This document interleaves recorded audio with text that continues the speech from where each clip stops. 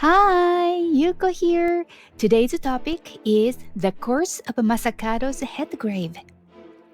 Masakado is one out of the worst three spirits who gave the massive curses. There are lots of Japanese urban legends, but most of them are like fictional stories that somebody could create. The Curse of Masakado is totally different. Real people got sick, got injured, and died. All were recorded.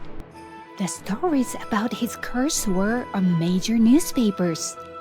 Okay, let's begin.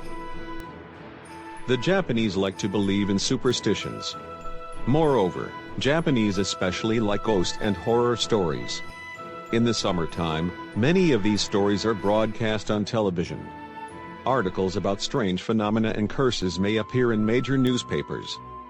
The most mysterious tale that has been told by the Japanese for more than 1,000 years is the Curse of Masakado's head grave.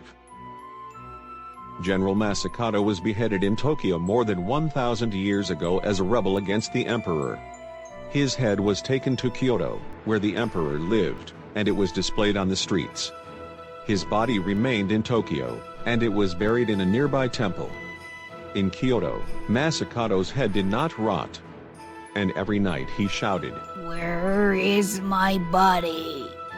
I connect my body and fight again. The third night, his head floated in midair and flew back to Tokyo, where he had been killed. His head landed on the mound that remains today as Masakado's head grave. In 1926, a terrible curse occurred, when the Ministry of Finance built a government building on this location, which was completely burned down after the Great Kanto earthquake.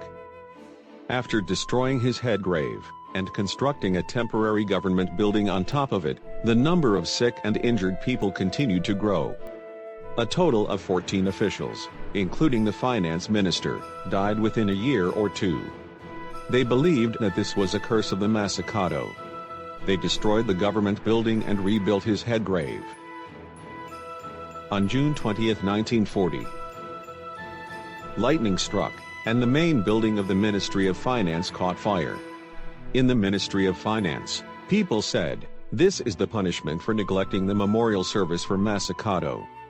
The Millennial Festival was held as a ritual ceremony to make him calm down. The minister himself took a brush and wrote on the monument to preserve this archaeological site. In late 1945, General MacArthur, commander of the U.S. forces, had begun construction of a motor pool on and around Masakado's head grave.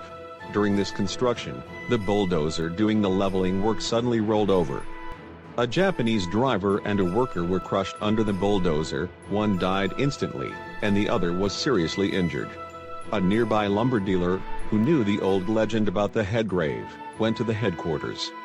He reported, the head grave was the tomb of an old Japanese general, and he demanded that they should leave it alone. MacArthur's canceled his plans. In 1961, the east side of the land, on the property of Masakado's head grave, was sold to a bank and insurance company. There they built their office buildings. The place where the bank was built used to be the Sundo, the road for approaching his head grave. Within 2 years, workers in the rooms on each floor, facing the grave, became sick one after another. They summoned the priest of Kanda Myojin Shrine, who manages the head grave. After another ritual ceremony, the curses stopped. Still now, workers' desks in rooms, facing the grave, are placed toward the window or sideways. They must not disregard the importance of showing respect to Masakado's head grave. How was today's story? Do you think all accidents were just a coincidence? Or Masakado's curse? What do you think? While I was editing this video, my computer suddenly stopped. Screen was blank, not once, but many times. After I finished editing, it went back to normal. Is it the curse of Masakado? Okay, I don't want to think about it anymore. Don't get his curse by watching this video. Maybe it's too late. See you soon. Bye bye. Bye!